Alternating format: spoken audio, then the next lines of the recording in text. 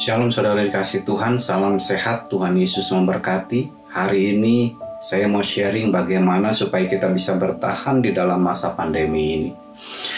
Situasi yang sedang kita hadapi hari-hari ini adalah situasi yang sulit, bukan situasi yang mudah, terlebih ketika pemerintah mengambil dan mengeluarkan sebuah kebijakan PPKM darurat, di mana seluruh Jawa Bali, tempat-tempat wisata ditutup. Pusat-pusat perbelanjaan, mal-mal ditutup. Tempat makan hanya untuk dibungkus dan dibawa pulang. Dan hal ini menyebabkan orang-orang kehilangan pekerjaan. Banyak orang yang kehilangan penghasilan. Banyak orang yang berputus asa hari-hari ini. Kenapa? Penghasilan hilang, pekerjaan hilang, tetapi biaya hidup tetap ada. Di mana kontrakan rumah mereka harus bayar. Listrik harus mereka bayar, air, makanan, minuman, biaya sekolah, tidak ada yang gratis, semuanya harus dibayar, menyebabkan mereka menjadi stres, depresi, dan mereka putus asa. Nah, saudara yang dikasih Tuhan, kita sebagai anak-anak Tuhan tentunya tidak boleh mengalami stres. Tentunya kita sebagai anak-anak Tuhan, kita nggak boleh putus asa di dalam masa-masa sukar ini. Mari kita belajar apa yang harus kita kerjakan di dalam masa sukar ini. Kita belajar dari firman Tuhan. Saya ambil di dalam 1 Petrus pasal yang keempat, ayat yang ke-12. Saudara-saudara yang kekasih, janganlah kamu heran akan nyala api siksaan yang datang kepadamu sebagai ujian, seolah-olah ada sesuatu yang luar biasa terjadi atas kamu. Saudara-saudara yang kekasih, janganlah kamu heran akan nyala api siksaan yang datang kepadamu sebagai ujian. Saudara, firman Tuhan mengatakan kepada kita supaya kita jangan heran akan nyala api siksaan yang sedang datang hari-hari ini. Firman Tuhan sudah menubuatkan di hari-hari terakhir kita akan masuk di dalam masa-masa yang sukar. Dan ini sedang kita jalankan hari-hari ini. Banyak sudah ahli-ahli mengatakan bahwa hari-hari ini kita nggak boleh panik. Jangan panik, karena kepanikan akan membuat kita stres, kepanikan akan membuat kita depresi. Ketika kita mulai stres, ketika kita mulai depresi, itu akan membuat imun tubuh kita menjadi lemah. Dan ketika imun tubuh kita lemah, maka sakit penyakit akan mudah menyerang tubuh kita. Bagaimana supaya kita tidak menjadi stres? Firman Tuhan berkata, kesudahan segala sesuatu sudah dekat. Karena itu kuasailah dirimu dan jadilah tenang supaya kamu bisa berdoa. Nah, saudara dikasih Tuhan, supaya kita tidak menjadi panik, kita harus bisa menguasai diri kita. Sebab hari-hari ini iblis sedang menyerang pikiran dan hati kita lewat apa? Lewat mata kita dan lewat telinga kita, melalui berita-berita yang kita dengar dan kita lihat setiap hari yang membuat kita takut. Kematian ada di mana-mana, penyakit ada di mana-mana, obat-obatan sekarang sudah sukar untuk didapatkan, oksigen sekarang sudah sukar untuk didapatkan, membuat kita menjadi takut, membuat kita menjadi khawatir. Nah, saudara, kuasailah mata dan telinga kita. Jangan terlalu kita hiraukan berita-berita yang menakutkan tersebut. Malah kita harus berdoa buat mereka yang sedang mengalami sakit. Kuasailah dirimu dan jadilah tenang. Bagaimana supaya kita bisa menjadi tenang?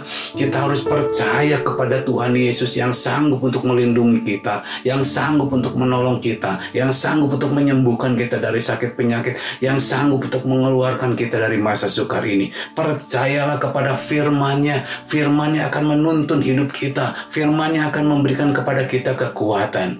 Supaya apa? Ketika kita tenang, supaya kita bisa berdoa.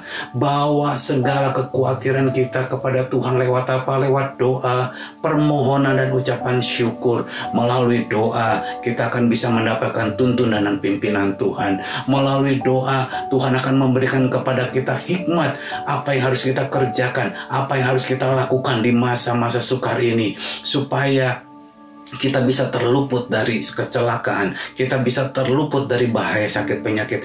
Lewat doa, Tuhan akan memelihara kehidupan kita. Oleh karena itu saudara, jangan panik, kuasai dirimu, jadilah tenang supaya kamu bisa berdoa. Karena apa? Ada kekuatan yang besar di dalam doa. Iblis takut ketika anak-anak Tuhan berdoa di masa-masa yang sukar. Saudara, kekuatan yang tidak terlihat hanya bisa dilawan oleh kekuatan yang tidak terlihat juga, yaitu kekuatan ilahi di dalam nama Yesus Kristus Tuhan. Amin. Yang kedua, saudara, dikatakan, janganlah kamu heran akan nyala api siksaan yang datang kepadamu sebagai ujian. Supaya kita bisa bertahan di dalam masa sukar ini, saudara, anggaplah masa sukar ini sebagai ujian. Kalau kita menganggap masa sukar ini sebagai ujian, maka kita akan mempersiapkan diri. Kalau kita tahu akan ujian besok atau minggu depan, tentu hari ini kita akan mempersiapkan diri. Kita akan belajar supaya pada hari ujian nanti kita nggak panik. Kita sudah mempersiapkan diri kita untuk menjawab soal-soal ujian yang akan dikasihkan nanti. Anggaplah sebagai ujian. Firman Tuhan berkata bahwa pencobaan-pencobaan yang kamu alami ini adalah pencobaan-pencobaan yang biasa, yang tidak melebihi kekuatanmu. Dan ketika engkau dicobai, maka Tuhan akan memberikan kepadamu jalan keluar. Amin.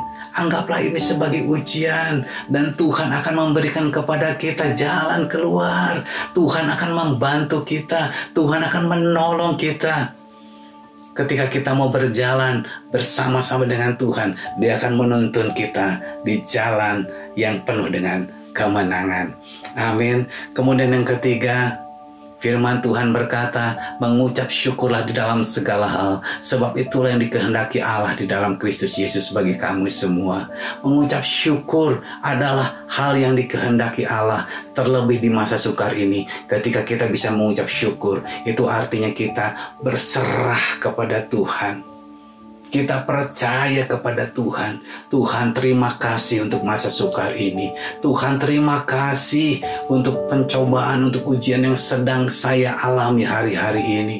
Karena di masa sukar inilah kita bisa merasakan kasih dan setia Tuhan nyata di dalam kehidupan kita. Sehari demi sehari Tuhan cukupkan kita dengan makanan, minuman. Sehari demi sehari Tuhan bukakan jalan buat kita lewat mujizatnya, di mana biaya-biaya yang kita perlukan akan dicukupkan. Saudara dikasih Tuhan, itulah ketiga hal yang perlu kita kerjakan hari-hari ini supaya kita bisa bertahan di masa sukar ini, bahkan kita bisa keluar sebagai pemenang. Yang pertama, jangan panik. Kuasailah dirimu, jadilah tenang supaya kamu bisa berdoa. Yang ketiga, yang kedua, anggaplah hal ini sebagai ujian. Kalau kita menganggap hal ini sebagai ujian, kita akan mempersiapkan diri kita. Kita akan berjaga-jaga. Kesusahan sehari cukuplah untuk sehari. Besok ada kesusahannya sendiri. Biarlah hari demi hari kita berjalan dengan Tuhan. Kita berjaga-jaga mempersiapkan hari ini, supaya ketika besok masuk di dalam ujian yang baru, kita sudah siap. Yang ketiga, mengucap syukurlah di dalam segala hal, terlebih di dalam masa sukar ini. Ketika kita bisa mengucap syukur, kita menyerahkan segala sesuatunya kepada Tuhan. Ketika kita berserah kepada Tuhan, Tuhan akan bertindak atas kehidupan kita. Amin.